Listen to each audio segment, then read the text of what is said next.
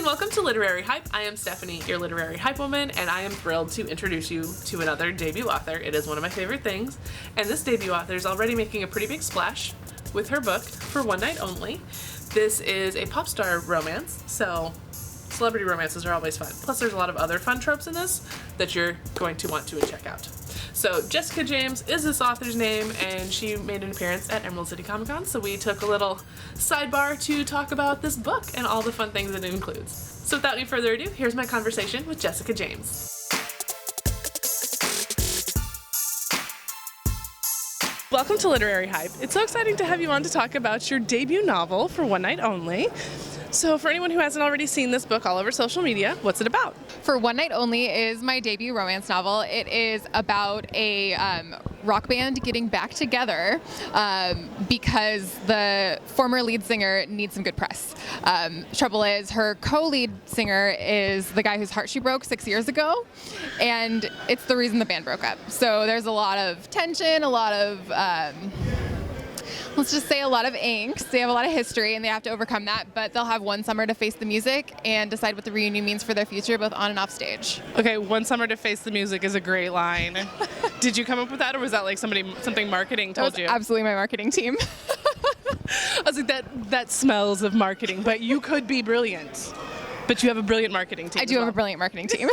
I mean, you're a Berkeley author, so they're known for being really good. Everybody wants to be in the Berkeley program. I'm really grateful. So this story has so many great tropes in it that are very beloved. Did you pick the tropes ahead of time, or did they evolve naturally with the story? Yeah, to an extent. I mean, when I knew that it was going to be about a band getting back together, I knew that Second Chance was going to be a part of it.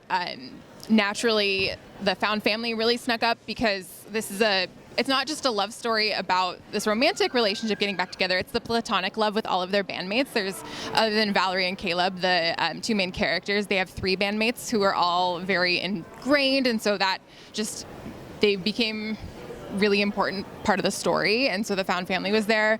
I really love fake dating, and so I wanted to put a spin on it where it like made sense. And this was more like they start fake dating because the fandom assumes they're back together, so they kind of have to play into it because the whole reason they're getting back together is for press. So that kind of came up from there. Yeah, gosh, what other tropes are in my book?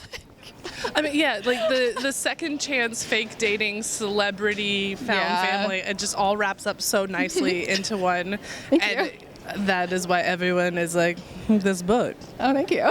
When you're deciding what tropes to use, do you think all the way down the end of the story, or are you more of a pantser and just fly by the seat of your pants as a whole? I definitely think to the end of my story. I don't just pick a trope for the sake of the trope. I usually come up with the concept first and then figure out what tropes organically come out of that. Like for my next project, it's very much friends to lovers, and so naturally there was some mutual pining, some like it was always you, but it just kind of organically came from that. So I think if I can figure out the character arc and then the trope evolves from there, that's when I feel like it makes the most sense and feels the most natural to me as an author. What was the original spark for this story? The original spark for this story is that I have a bachelor's in music, and I can't help but put music into all of my books. And actually, I started at the beginning of the pandemic really missing being able to make music with people and wanting to like be in those collaborative spaces where you're with people that you really like to be around and making music and working on art together. And so I was consuming a lot of art about music, and I wanted to write about people who got to do it after not being able to for a really long time. And the romance kind of came from there. I was also really upset about the cancellation of Julie and the Phantoms. I did have a note because I saw a meme that you'd posted about that. And so that wasn't the spark, but that was definitely the impetus for me being like, okay, now I really want to write a rock star romance, so we're doing this. So this band is called the Glitterbats. There is an origin story for the band in the book. What was the origin story of coming up with Glitterbats for you? Oh, goodness. So the origin story in the book is not my origin story for this band. But it works so well because that is immediately what I went to. I went to Twilight. I love it so much. Yes. It's a moment for the Twihards. Honestly, I think my spouse and I were keeping like a running tab of band names just for fun and I was just keeping track on my phone.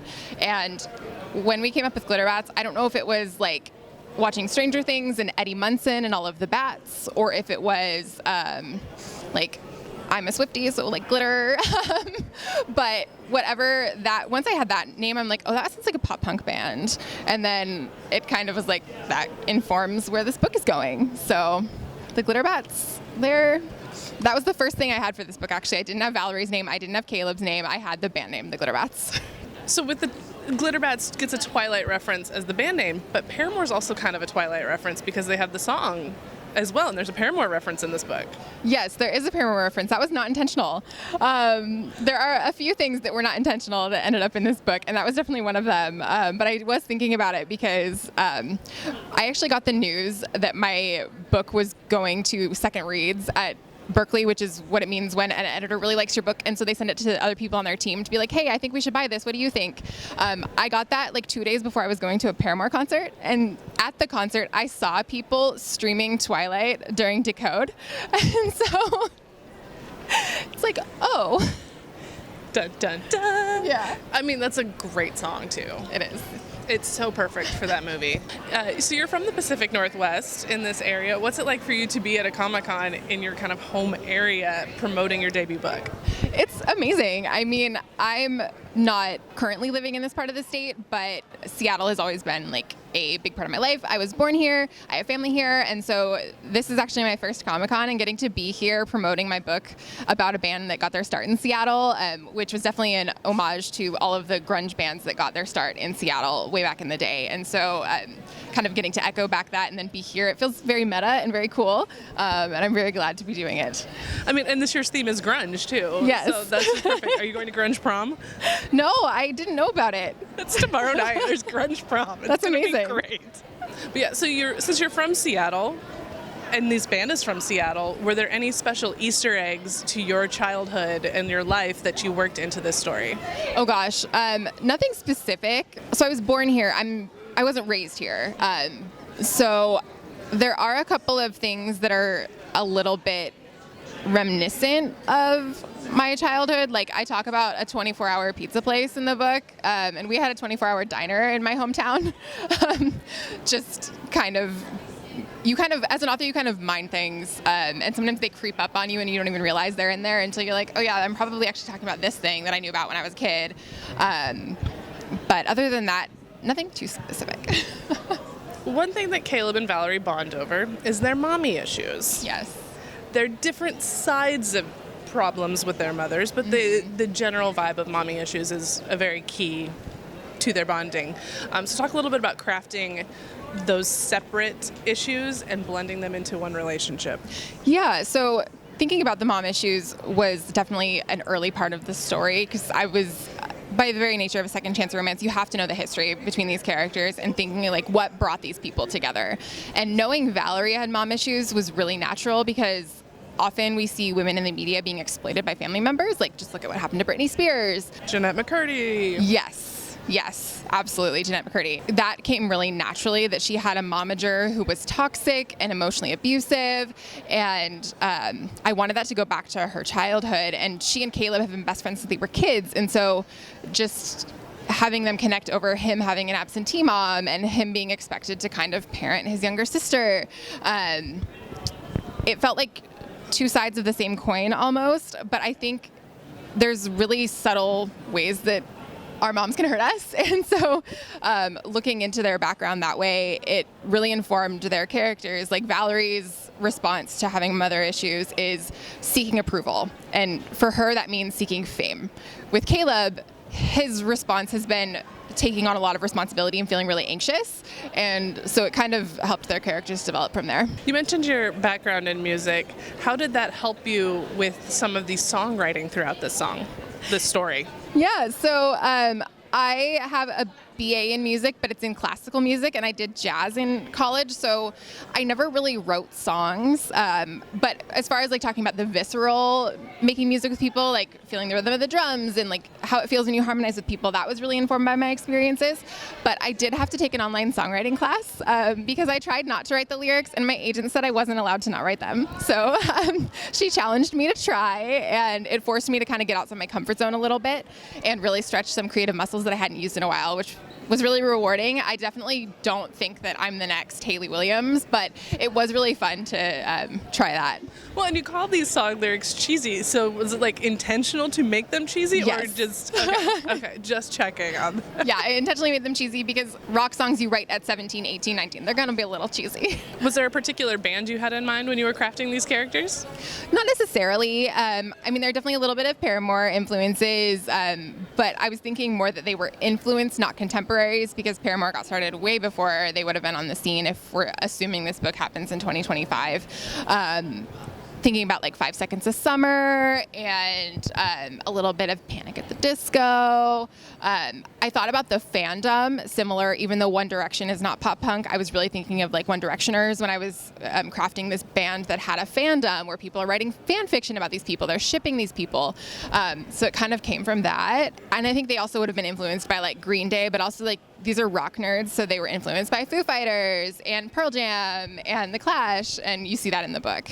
So if this book were to become a movie, who would you want to cast as these main characters? Oh gosh, fan casts are hard for me. I don't know that I have specific like face casts for Caleb or Valerie.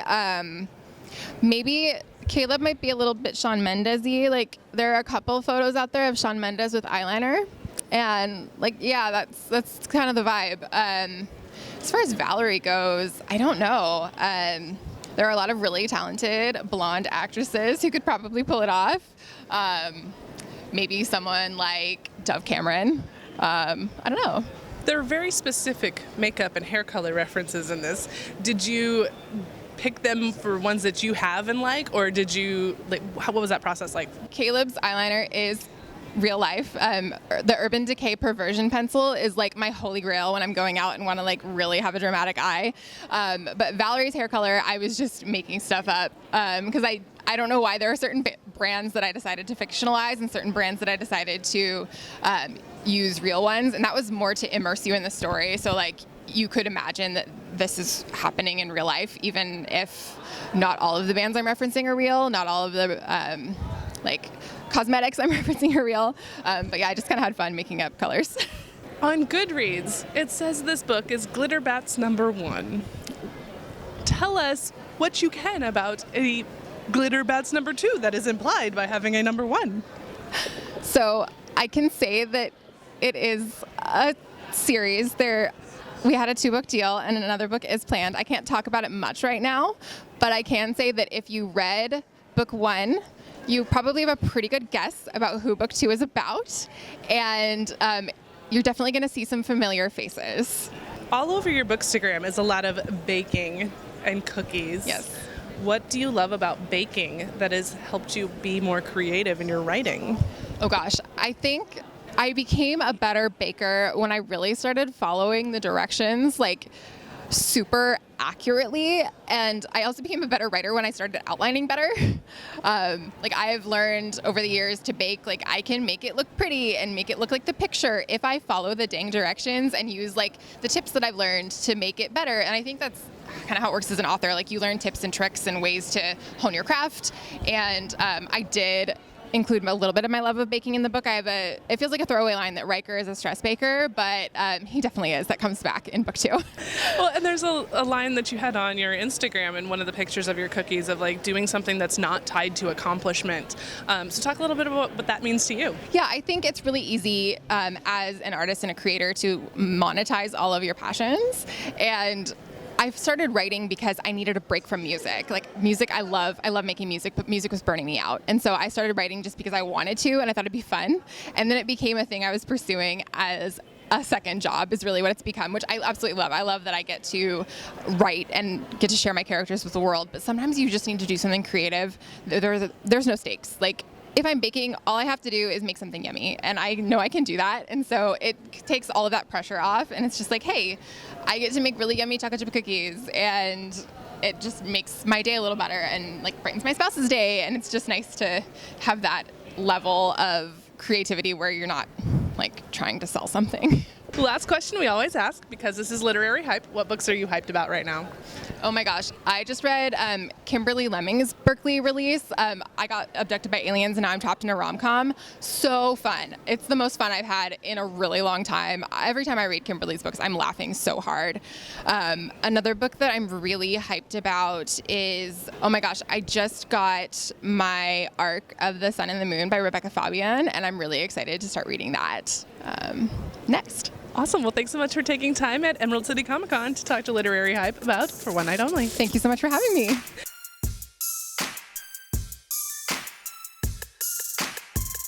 Thanks to Jessica for hanging out with me at Emerald City Comic Con to talk all about her book For One Night Only. If you're interested in checking this out for yourself, the links to do so are down in the description for you, so make sure you check those out, and as well as find her on social media. If you enjoyed this conversation, don't forget to like this video first of all, then subscribe to the Literary Hype YouTube channel and click that little bell so you get notifications whenever there's another author conversation popping up on this channel. And there are many in the works, so you don't want to miss out. Thanks so much for watching. I'll see you next time.